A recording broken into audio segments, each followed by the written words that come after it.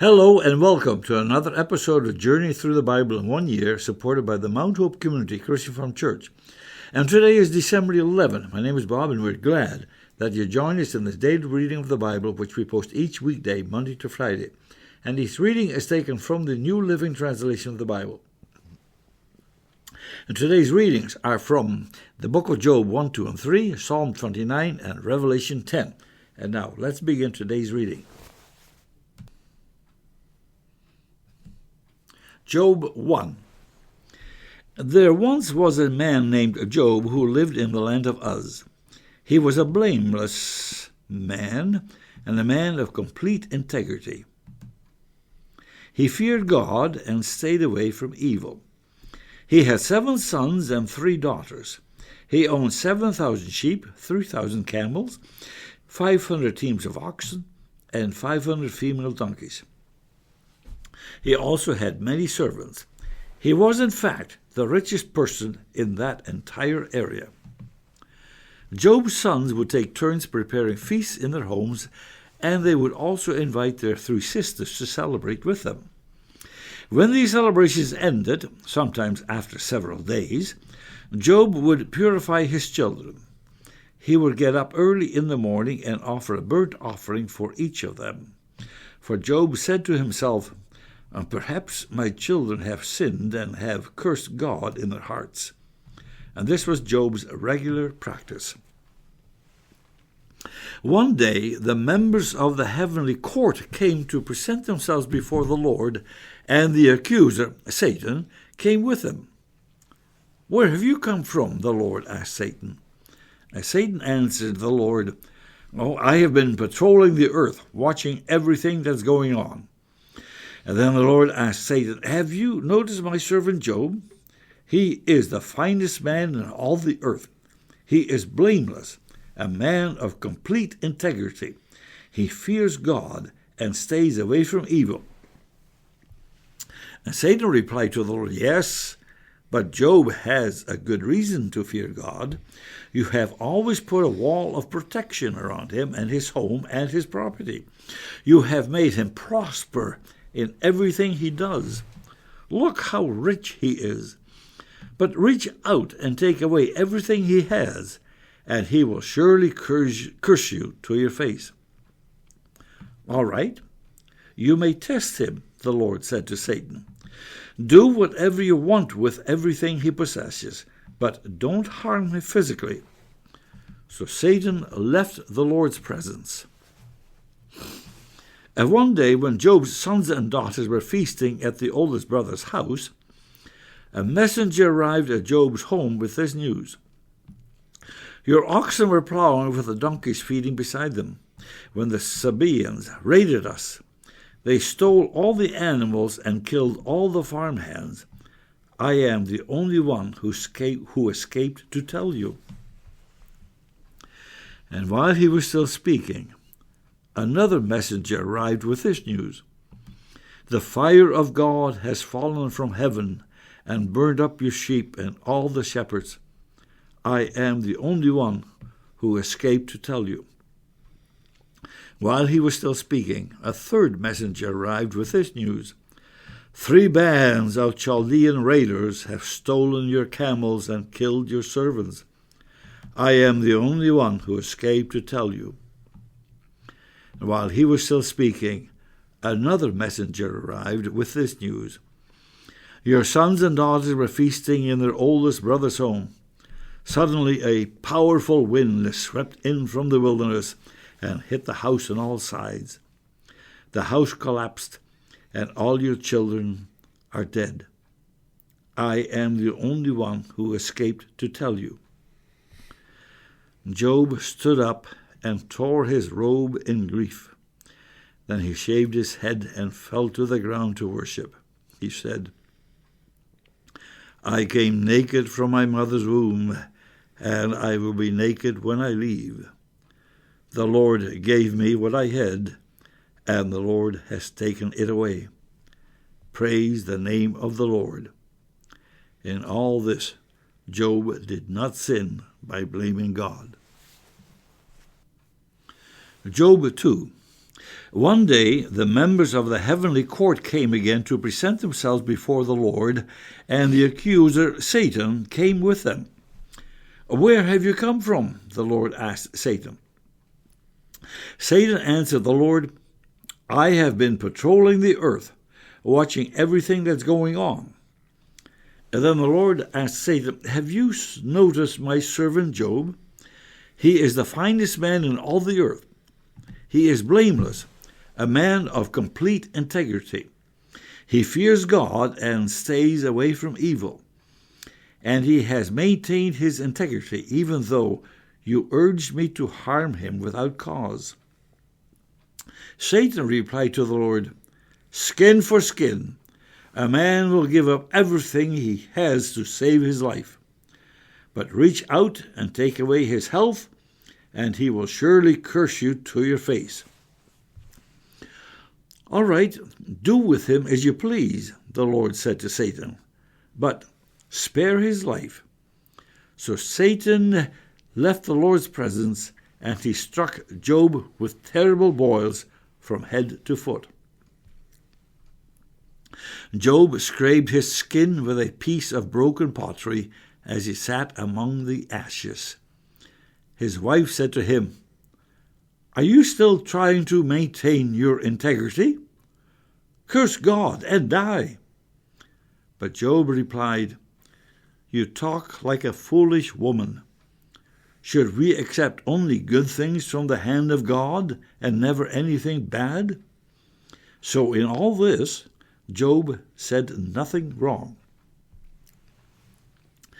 When 3 of Job's friends heard of the tragedy he had suffered, they got together and traveled from their homes to comfort and console him.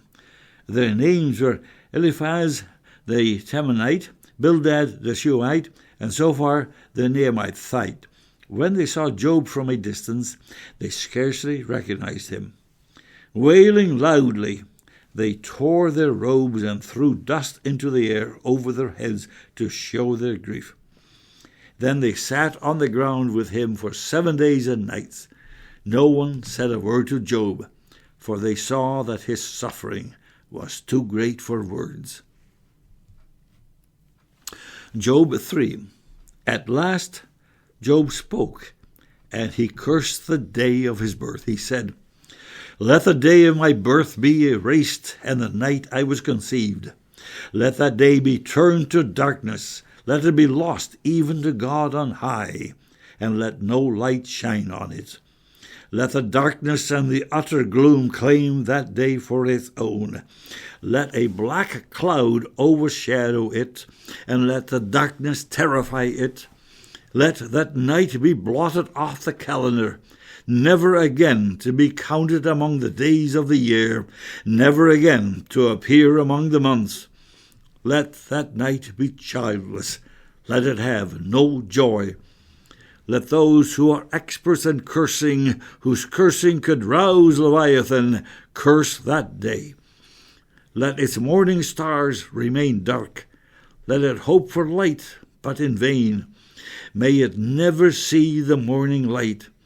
Curse that day for failing to shut my mother's womb, for letting me be born to see all this trouble. Why wasn't I born dead? Why didn't I die as I came from the womb? Why was I laid on my mother's lap? Why did she nurse me at her breasts? Had I died at birth, I would now be at peace. I would be asleep and at rest. I would rest with the world's kings and prime ministers, whose great buildings now lie in ruins. I would rest with princes, rich in gold, whose palaces were filled with silver. Why wasn't I buried like a stillborn child, like a baby who never lives to see the light? For in death the wicked cause no trouble, and the weary are at rest. Even captives are at ease in death, with no guards to curse them. Rich and poor are both there, and the slave is free from his master. Oh, why give light to those in misery and life to those who are bitter? They long for death, and it won't come. They search for death more eagerly than for hidden treasure. They're filled with joy when they finally die and rejoice when they find the grave. Why is life given to those with no future, those God has surrounded with difficulties? I cannot eat for sighing. My groans pour out like water. What I always feared has happened to me. What I dreaded has come true. I have no peace, no quietness. I have no rest. Only trouble comes. Psalm 29. Honor the Lord, you heavenly beings. Honor the Lord for his glory and strength. Honor the Lord for the glory of his name. Worship the Lord in the splendor of his holiness. The voice of the Lord echoes above the sea. The God of glory thunders. The Lord thunders over the mighty sea. The voice of the Lord is powerful. The voice of the Lord is majestic. The voice of the Lord splits the mighty cedars. The Lord shatters the cedars of Lebanon. He makes Lebanon's mountains skip like a calf. He makes Mount Hermon leap like a young wild ox. The voice of the Lord strikes with bolts of lightning. The voice of the Lord makes the barren wilderness quake. The Lord shakes the wilderness of Kadesh. The voice of the Lord twists mighty oaks and strips the forest bare. In his temple everyone shouts, "Glory!" The Lord rules over the floodwaters. The Lord reigns as king forever. The Lord gives his splendid people strength. The Lord blesses them with peace.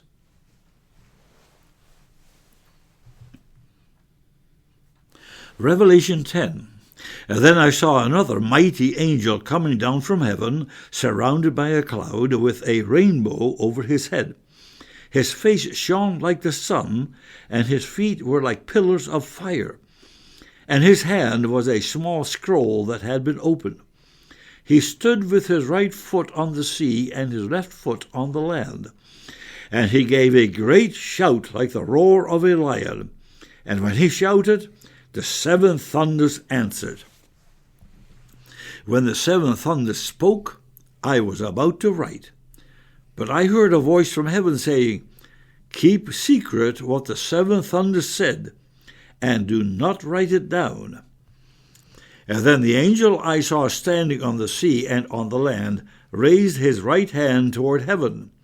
He swore an oath in the name of the one who lives forever and ever, who created the heavens and everything in them, the earth and everything in it, and the sea and everything in it. He said, "There will be no more delay." When the seventh angel blows his trumpet, God's mysterious plan will be fulfilled. It will happen just as he announced it to his servants the prophets. Then the voice from heaven spoke to me again, "Go and take the open scroll from the hand of the angel who is standing on the sea and on the land." So I went to the angel and told him to give me the small scroll. "Yes, take it and eat it," he said. "It will be sweet as honey in your mouth, but it will turn sour in your stomach." So I took the small scroll from the hand of the angel and I ate it. It was sweet in my mouth, but when I swallowed it, it turned sour in my stomach. And then I was told, "You must prophesy again about many peoples, nations, languages, and kings."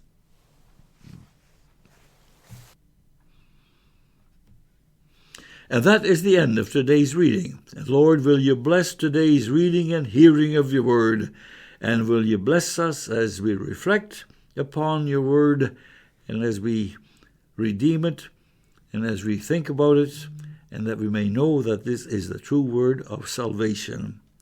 that we may cling to this true word. For Jesus' sake, amen.